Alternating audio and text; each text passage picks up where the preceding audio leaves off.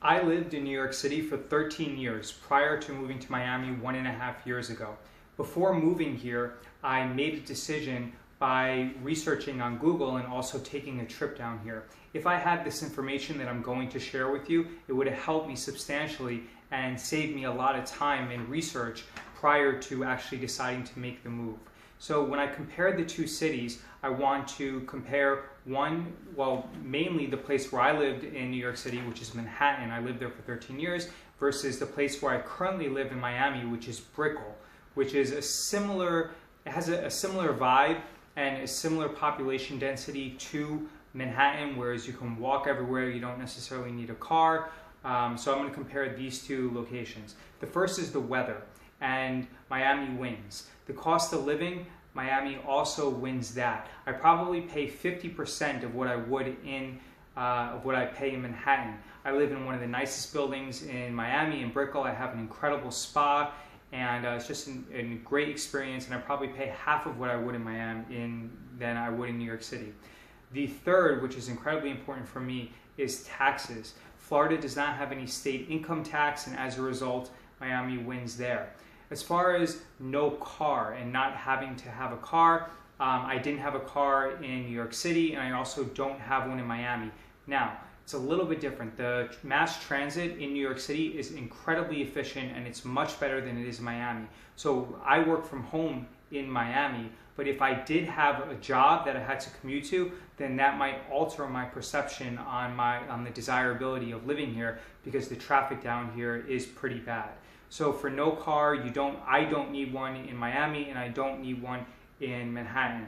As far as traffic and efficient transportation, New York City wins that hands down. You don't need a car. A car is detrimental in New York City. You can take the bus or mass transit, or you can even take a city bike.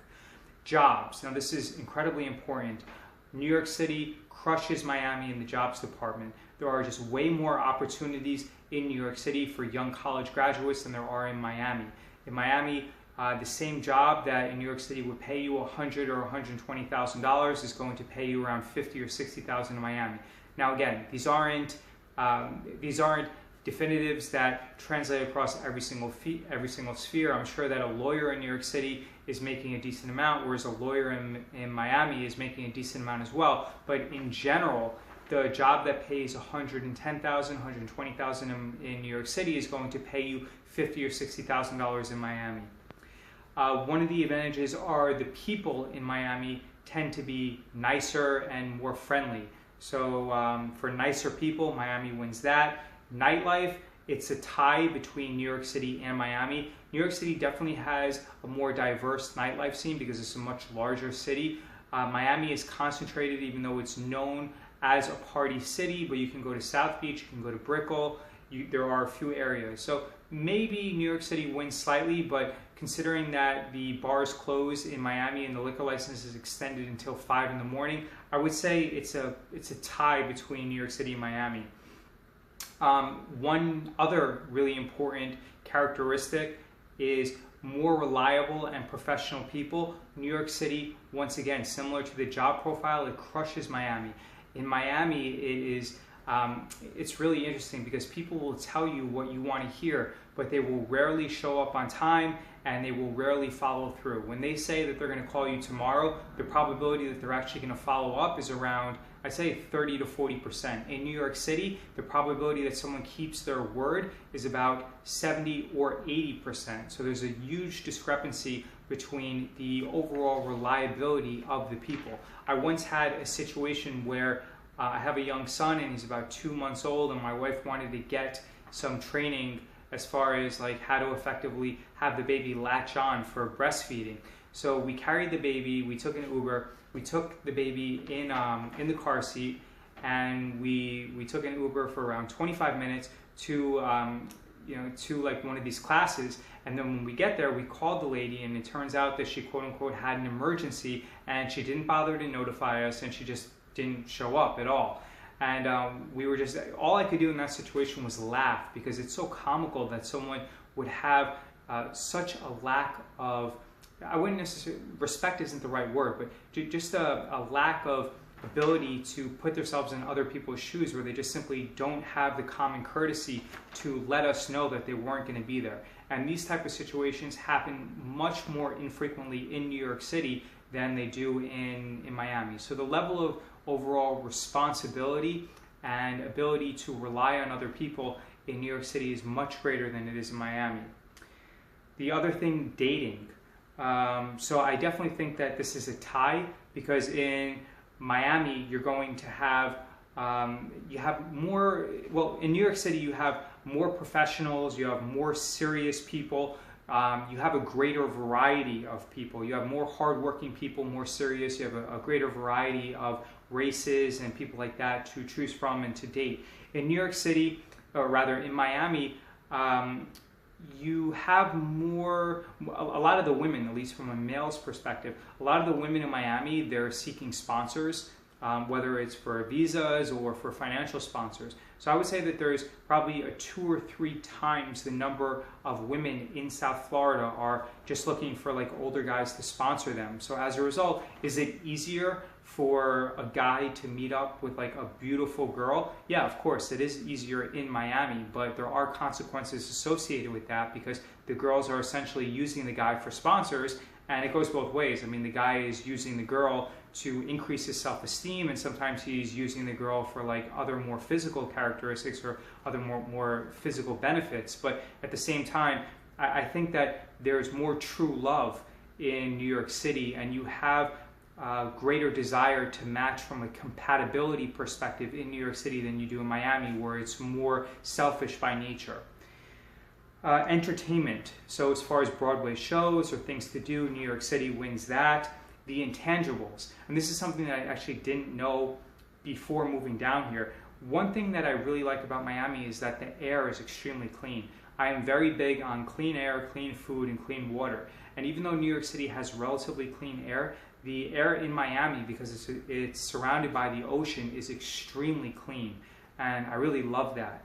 So the other thing that's an intangible in Miami, besides simply the clean air, is that the demographic trends are in your favor. By moving down here, a lot of people are moving out of the Northeast and they're moving to South Florida. They're moving south, to Georgia, to the Carolinas, to Florida, because they want the weather and they want to save money on taxes.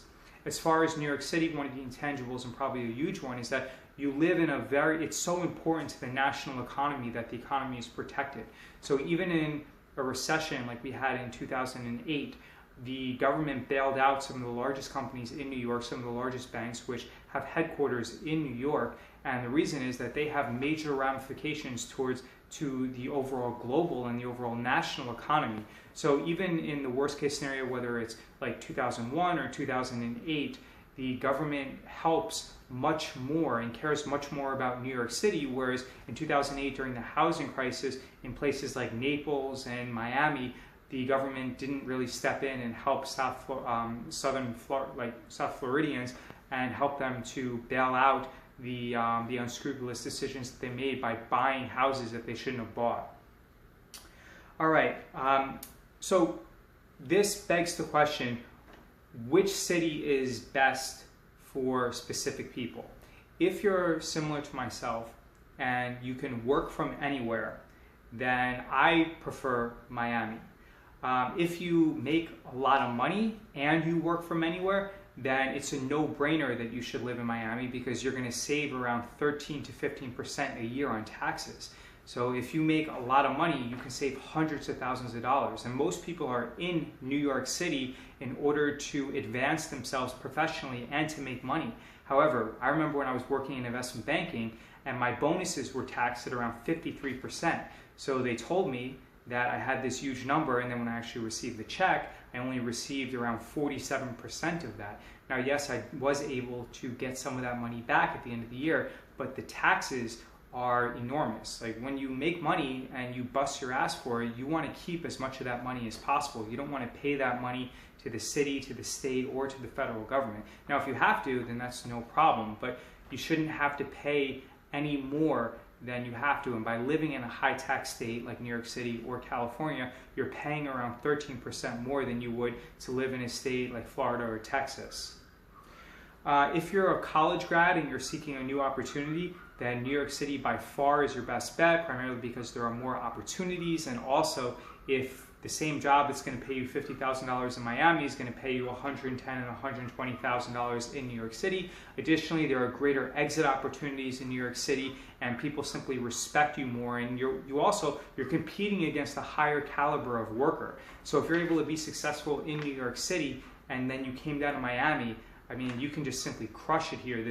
The level of competition in Miami is so far less, where even if you show up on time and you're responsible like the average worker in New York City, that puts you in like the 70th or the 75th percentile than it does in Miami. Like, for example, I had to amend my taxes, and I was paying a girl who actually does amazing work in Miami, but it took her like 6 weeks to do something, and she blew through and missed every single deadline, where eventually I had to fire her and then go on Yelp and find an accountant in New York City to make the amendment to the New York State return, simply because this girl, she just acted like she just didn't want to work.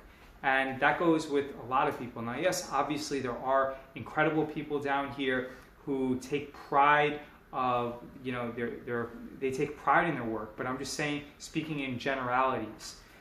All right, the other thing, if you're interested in real estate, which is an extremely common practice down here in Miami and also in New York City, I really don't think it matters where you live, in New York City or Miami, because you're going to do well down here and you're also going to do well in New York City. All things being equal, if you're interested in real estate, you probably should move down to Miami, simply because you're able to save money on taxes, and the trend is in your favor because more people are moving down here. Florida does have more people than New York City, I think, than New York State. It passed it around 4 or 5 years ago, and that's not going to reverse. And that's not, yeah, it's not going the opposite direction. The Northeast and New York State are losing population, and the Southeast and the West are gaining population.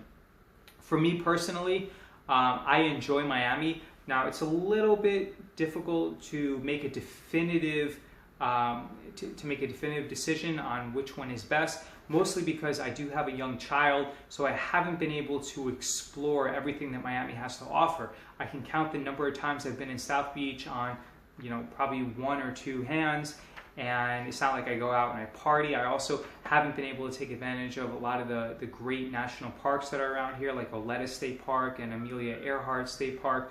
But that's something that I'm definitely going to do in the near future as my son is able to walk and become more mobile. So there you have it. Pretty much, to narrow it down, both are incredible cities, and you can't go wrong in choosing either one. But for me, you know, given that New York State is much more expensive to live in because of the taxes, and New York City has the cost of living is much more, I do prefer